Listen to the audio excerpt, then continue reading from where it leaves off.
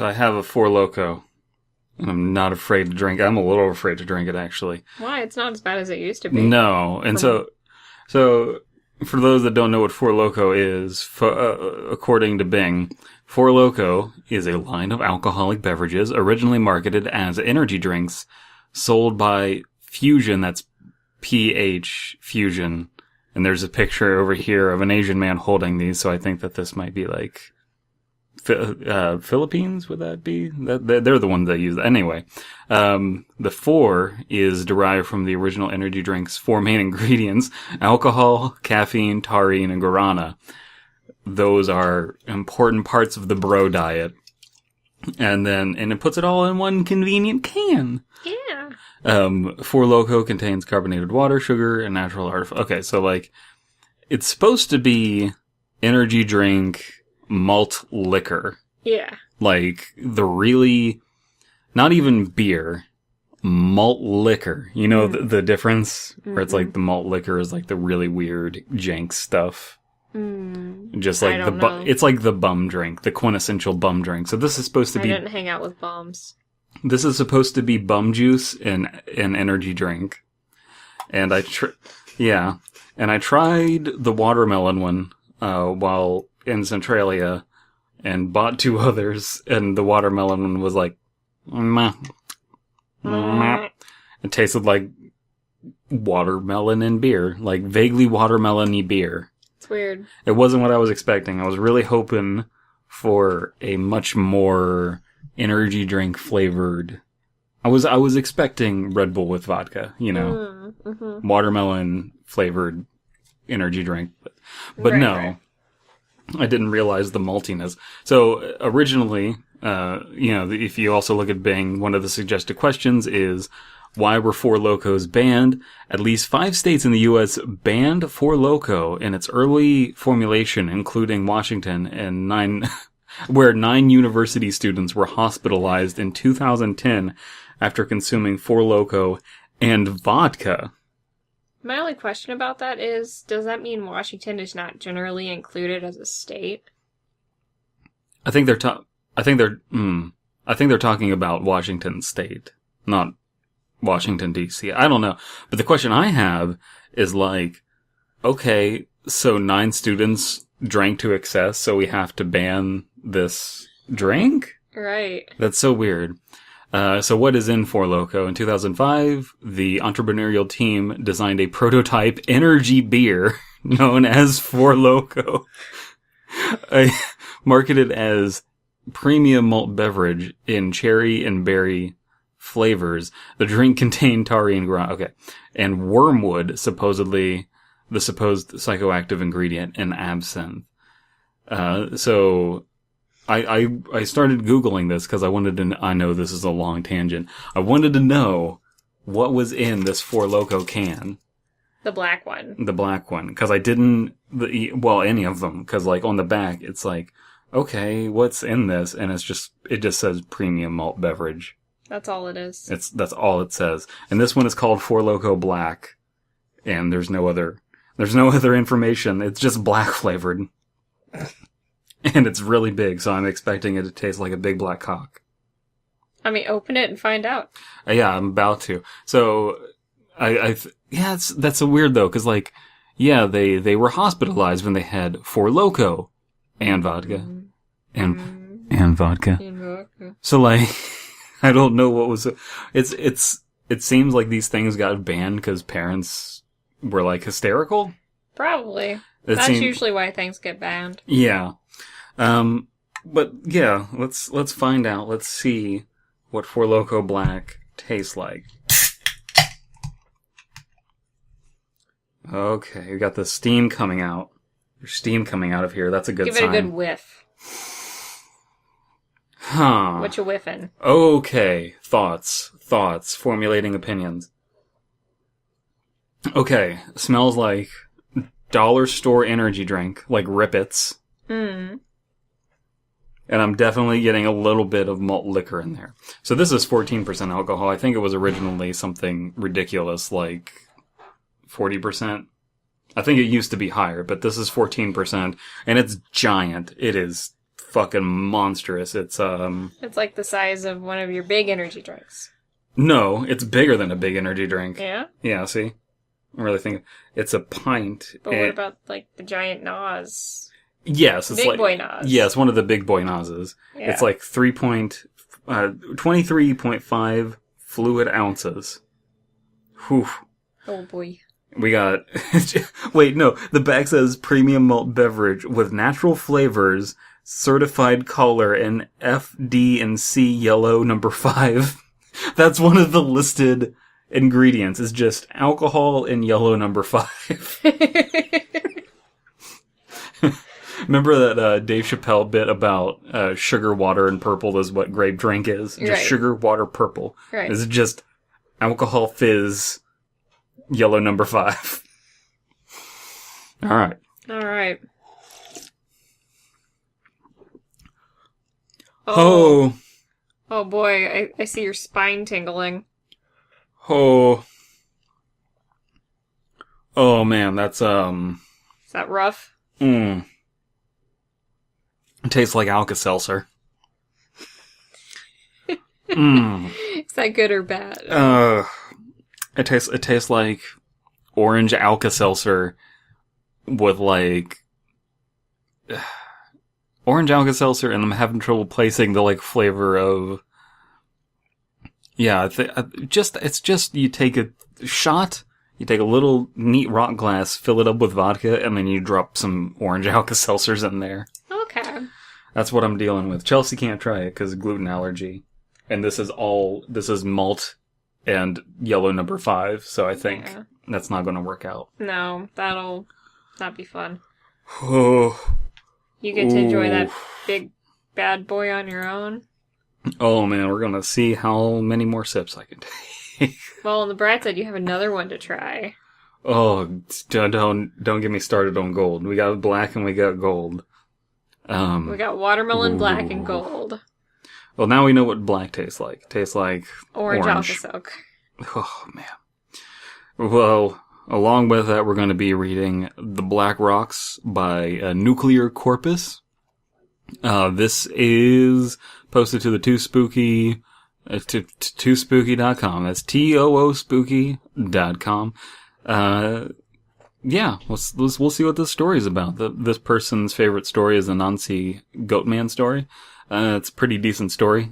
Wouldn't peg that as my favorite, but yeah. Anyway, you want to start us off? Okie dokie. The only thing to really know about my town is that it's called, oh Jesus Christ, Luxerra? Luxerra? Yeah. Luxerra, I think. Luxerra.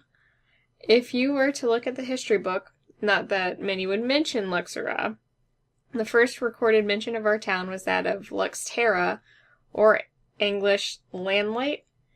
The only thing my town was made for was the lighthouse, and that has persisted to this day. Anywhere you go in the town, you can see that damn lighthouse. If you're sitting in the outskirts from the farthest pub in Luxerra, you will be able to see the ancient bricks. The thing is, even when I was an adult, I was never in the outskirts or any pub town. Oh, No. Okay, so I think this makes more sense when you're reading it than when you say it out loud. The thing is, even when I... Okay. The thing is, even when I was an adult, I was never in the outskirt or any pub in town. Okay. Even as a teenager, I really didn't drink and spent most of my time on the beach simply taking in the black ocean. What? Oh, man. Woof. Man, that Black Four Locos is really worming its way into your brain. Yeah, the psychoactives are taking root. Wormwooding their way into simply taking in the ocean. I hated the smell of the ocean, but I loved the sights and would drag my friends down, letting them take in the sights with some company. I don't like the use of sights twice in the same sentence. It's like, I loved the sights and would drag my friends down, letting them take in the sights and some company. It's a little weird. It's a little clunky. Even without people, you still had company on the beach in the form of rats. Rats would swarm the beach in search of littered fast food and dropped sandwiches. They scurried over the black rocks of the beach, chewing on Kentucky Fried Bones. Ooh. I guess they just... apparently, Luxerra's beach is a dumping ground for KFC bones. Yes. If you stayed awake long enough and you let midnight roll around, you could eventually see the lighthouse guard. So, immediately, I'm getting two important things here. One, the style of writing is very conversational. It is very Ashcan horror. It's very up my alley. It's the kind of stuff that I like. And two, I am having zero problems picturing this. Yeah. Like, this is It's very vivid. Very vivid. It's a very big second paragraph, but there's a lot of information in there about, we got the rats, we got the bits about the fast food and the ocean sites, taking the friends there. Smell. Yeah, it's ocean smell, taking the friends there, what the lighthouse looks like. And then the very last bit is the lighthouse guard, and that's a somewhat ominous idea. Right. Like, it's, because I know that we're reading a horror story, it's ominous. Right. Otherwise it wouldn't be, but, what do you think of this so far? I'm enjoying it so far. Okay. He was some poor worker that had to live in the lighthouse, but basically got paid nothing because he had heating and housing. With the pennies he was paid, he basically only bought booze and headache medication. He just bought Four Loko and Alka-Seltzers. At around midnight, he would stagger onto the balcony with a loaded flare gun to the music of scuttling rats, drop his arm over the handrail, and shoot blindly down at the rocks. The red light would cast the rat shadow across the sand, dousing the yellow beach with a crimson hue. The black rats would scurry and squeak in pain, disappearing into the night shadows. If you looked out of your window towards the sea, you would see that red flare burst every night like a clock. The drunk guard would stagger like a well-oiled clock and always mark the midnight hour with a steady burst of red light. How does this guy keep his job? I don't know. I think is this, in England? I don't know where I don't know where this is located. I don't know. But like this. They do say pub. Yeah, they say pub. So it's definitely in the Although, UK. like, gastropubs have become, like, really popular here. But this seems like this is taking place in the past. So, like, pubs are not Americanized. Yeah. You wouldn't even say pub, though. You would say bar. Like a pub is a kind of bar. It's like, hey, do you want to go to the bar? And then it's just like, which one do you want to go to? How about we go to the Irish pub? You know what I mean? Right, yeah, you don't say... Yeah, no, like, here, like, whenever we say pub, it's always right after you say Irish. Yes, it is. You never go to the Scottish pub, that's for damn sure. Very vivid image of, like, this drunken, really depressing man. Yeah. Shooting at rats. This is just it's Charlie. Enough, like, it's just Charlie from Patty's Pub. I was actually picturing, like, Frasier's dad. Yeah. It's a cross between Frasier's dad and Charlie from Always Sunny. Yeah. Alright. So, when I was finishing high school, it acted as an advent calendar. Every burst of red flame made me a little bit closer to the few months of freedom until college. As the day got closer, everyone I knew collected booze and tried to make excuses. We were all going to meet on the beach for a party. The last party we would ever have as friends. All of us were going to different colleges, and most likely none of us would ever see each other again. So we were trying to make the last time we saw each other special. As most of us collected booze, Robert stole wood from his father's farm, and Francis stockpiled lighter fluid. A big beach bonfire to burn down some boyhood bridges. It sounded perfect. All they need is a watermelon and a baseball bat. That was going to be my comment. Yeah. For people who don't know, I wrote a story called Sukiyawari. I don't know if I'm allowed to say any announcements about that story. No, don't. I own the story, so fuck. But anyway, Yeah, that's a subject that I think is kind of under explored. I can see the favorite pasta Anansi Goatman story. I'm glad that I mentioned that because very much so the Anansi Goatman story is about that high school adolescents having a party, drinking alcohol when you're not legally supposed to or whatever, fucking off to drink in public at a weird obscure spot. I like that kind of story. And it seems that this person does as well. Yeah. On the last day of school, we all went home and collected our supplies. Real quick. Oh. Very, very Boys Back in Town. Like, Boys Back in Town again. The song. Why is Chelsea staring at me like she's never heard The Boys Are Back in Town? I probably have, but I'm not. What? You seriously don't know the song? Recognize it. I probably know it, but I just don't recognize it. Oh my god, yes, you know the song. My brain is on other things right now. There's no the programming. The boys are back in town, the boys are back in town. Okay. The boys are back in town. You don't know this song? I'm not recognizing it, but I probably do know it. Oh my Christ.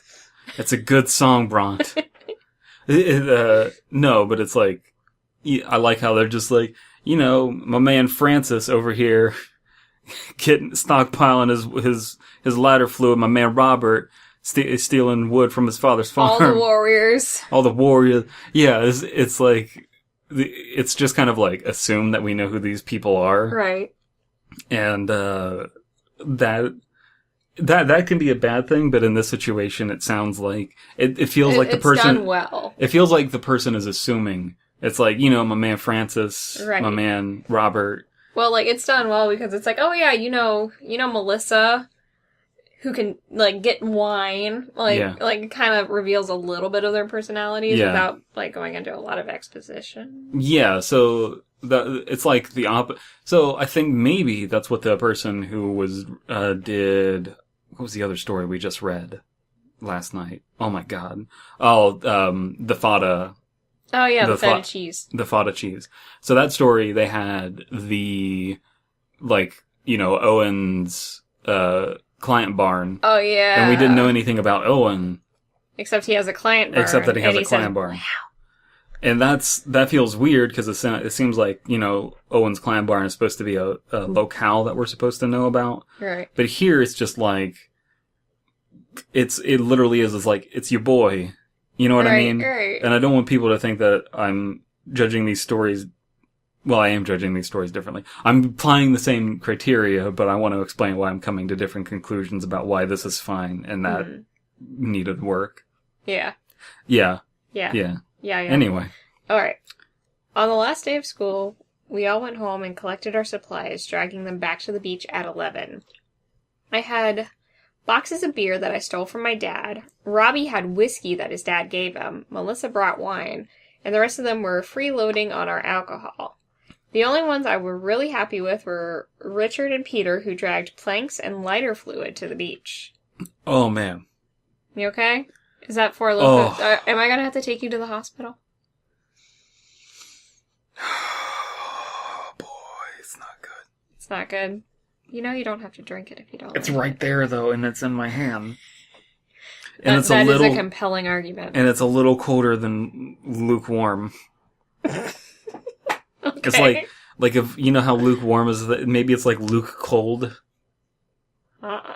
Sure. It's like, you have hot and you have cold, and then in the middle you have lukewarm, which is just a little bit warm. Right. And you have just a little bit cold. Luke cold. Okay. Yeah. All right. In the middle you have room temp. Yeah. Which is best temperature. For some things. For some things. Was it at, nope, where are we? There. Guys, I've literally had 2 sips, and my vision is like... You okay? Zoop, like, having trouble. So we spent? Yeah. We spent about an hour just drinking and building the bonfire. Dropping, hot bars. Dropping pieces on top of each other. As I drank supermarket whiskey with one hand and moved the plank with the other, I felt something spray the back of my neck. So, supermarket whiskey. What supermarket? This is important details. I need to know. What supermarket are you getting this whiskey from? Is this Costco whiskey? This is Owen's Client Barn whiskey. Well, that's an upscale whiskey. Owen Client Barn whiskey. All right. But no, the like, is it like the Piggly Wiggly? The Piggly Wiggly. No, the well, I'm trying to think. What do they call that? Shit. Tesco. That's the English place. Tesco is like a kind of like a Rite Aid here. What do you call that? Like a drugstore. Okay. Like a weird drugstore / you know how we have like convenience. Yeah, like CVS. Yeah, like CVS. Like Capcom versus SNK. Chelsea does nods. Sure. Okay. Anyway, dropping the planks, I turned and saw Robert holding lighter fluid, squeezing it down. I tried to chew him out for what he was doing, but he quit. Oh my god, fuck it. We're taking so long dicking around with this story, I already know what the ending is. Yeah. Yeah, do you know what the ending is? Don't read. Do you know what the ending is? I mean, I think so. But, like, keep reading, though. Yeah. Squeezing it down. I tried to chew him out for what he was doing, but he quickly ran off, splashing other people with it. Oh my god. Quickly, I pumped myself with whiskey and socialized him with the other people at the party. Eventually, we built the bonfire enough. At the parties. There are multiple parties going on here. Maybe there was like a gay orgy at the same time. Oh, you mean like that cruise ship recently? Cruise ship? I don't know about no gay cruise ship. I plead the fifth. I guess there was a cruise ship where I think they said there was like 1,500 passengers ended up just having like with ghost herpes. Yes, they just ended up having like a crazy 3-day party streak. Like all guys too, I guess. Like crazy frat party kind of thing, and all the other people on the ship with their kids like complained and got their money back. But like they couldn't tell who was part of this group and who wasn't, so they ended up refunding the whole shifts. That's great. That just reminded me of that. Maybe that boat is sailing by the lighthouse. Maybe. Cruising, I suppose it would be. The cruise ship is cruising. The cruise ship is out cruising. Boating. Boating is better. But we eventually hit up the bonfire enough, and we were trying to find the lighter, attempting to remember who actually had the lighter. I looked over at the lighthouse and saw the shadows of people playing on the black rocks, dancing around like chimpanzees. At the roots of the black rocks, the fat rats suddenly darted across the yellow sand away from the drunken teenagers. Following the rats for a moment, I looked from them at the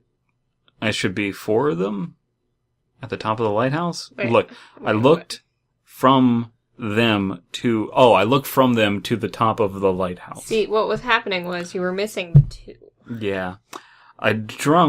The drunk guard suddenly burst through the door and staggered onto the balcony. In my drunken mind, I couldn't remember why he was staggering onto the balcony. My thoughts swam as I sleepily thought of answers until he revealed the bright red flare gun. As he threw his limp... And he went, meow, meow. Pyro. I never played Pyro. What? Pyro? Pyro. Oh, Pyro. I was thinking of the dragon. I'm like, I was what thinking the fuck? of the purple dragon. Like, Chelsea, you literally... I'm just like, why are we talking about Pyro? You literally mained Pyro. I did. I misunderstood. Oh my god, where was I? He threw his limp arm over the rail, and I remembered, and he pulled the trigger. The crimson light shot down along the ancient wall, lighting the primitive white paint, and slammed into the black rock. The red flare suddenly the red flare suddenly into a yellow inferno, casting the Suddenly into a yellow inferno. Suddenly into a yellow inferno, casting the rock and two teenage friends into a blaze. Their long shadows were cast along the beach, and as the fire burned away their clothes and skin, their shadows were eaten away too. They screamed, their voices squeaking and twanging as their vocal cords warped and burned. On top of the lighthouse, the guards stared down as the two bodies ran towards the ocean. They collapsed before they even reached ankle deep, and the waves fell over their now collapsed forms. As people ran and screamed for help, some reaching for their phones, I looked up at the guard. He stood on the rail for a moment, but, in a swift motion, fell towards the black rock. Okay. Should be black rocks. There's like a handful of little grammatical mistakes in this story, but I think that it's really well written. Well-written. It's very well written. It is rather well written. I do really like it. Only thing though is like, when people are like burning, like. What do you mean? Like, so when like people are being burning. When people are like burning alive, I can't remember if they actually are able to make sounds or not. I don't know, yeah. Like, because I know, oh man, that one, I don't know if you ever watched, like, there was a club fire years ago, and like the video of the people getting stuck in the door is on YouTube. No, I haven't seen And there's one that. person who walked out and was completely on fire and walked for a little bit and then just collapsed. Okay. Oh man, I forget. Like that started fire codes for clubs. Oh. Or at least it started like reinforcing fire codes. And I don't remember like that person making. It's pretty horrific actually. I don't remember that person making noise though. Well. Anyway. Yeah, so that's an important thing. So that's like something to kind of like look into. Well, it also does depend on where they're getting burned, I suppose. Right. But like once like your fat is on fire, you're kind of done for. Well, we don't know that that's the case because there was lighter fluid on them. Right. That's true. So, but like if their vocal cords are burning and warping, that could, well, to play devil's advocate, he was kind of hitting people on the neck. He was also drunk, and he's also might be editorializing. That's true. It's very so true. It's unclear, but that is an important thing to point out, whether that's possible or not. Right. But the ending is very swift. I like our joking like fucked up the pacing. Yeah, a little bit, and like the loco kind of. Yeah, but then the as people ran, and then like the guard jumping off like in one swift motion. Fell towards the black rocks. That's good. That's a real nice end. Solid end. I certainly enjoy the story. I think it's hitting a lot of nostalgic memories. It's working for me. I like the details offered. There aren't many places where I'd be like, I want more detail. I think that it has the right amount of detail through most of it. Right. The use of color is very nice. Like, we have the black rocks, the red flare gun. Those really help imprint that image. Right. Especially the idea of, like, things turning yellow and red when the flares hit the ground. Right. And the rats scurrying. Very, very vividly described, but in a way that is completely realistic. Right. You know? Yeah. And to the point where there are, like, moments of more verbose language. It's not ridiculous. It's like... It's not like Lovecraftian verbose. No. But it's nicely splayed in there. Yeah. Let's see what Lion O'Days has to say. So, when writing a story like this from the first person and trying to go for that ash can feel, it's best to have a character established. That's a good suggestion, because we don't know much about our character. I kind of don't mind that, though. No, I don't either, but it kind of leaves room, like, to kind of self-insert a little bit. Yeah. It is like it's up to interpretation, but I think that it is an opportunity that you can take. Right. That's something to definitely think about. That's true. Who is our narrator? What do they like? And what do they want? What is a conflict they might have going into the story, and can it be resolved by the end, made worse, or exacerbated? So those are, potential things that you could put in there. Those are definitely thoughts. But this story, I don't think you need to give it anything or take anything away. Editing. You don't need to, like, be like, oh, yeah, I had a huge crush on Melissa who brought the wine, and how do I tell her?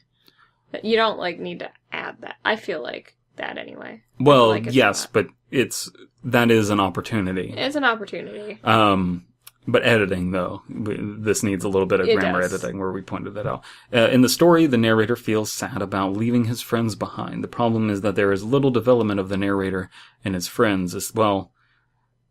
Establishing a bit more of them can serve to help us empathize with them. I agree to an extent, but this is I think that maybe it would be like, we do need to establish a little bit about who these people are, but overall, this is a painful memory for them. Right. So, they lost friends there.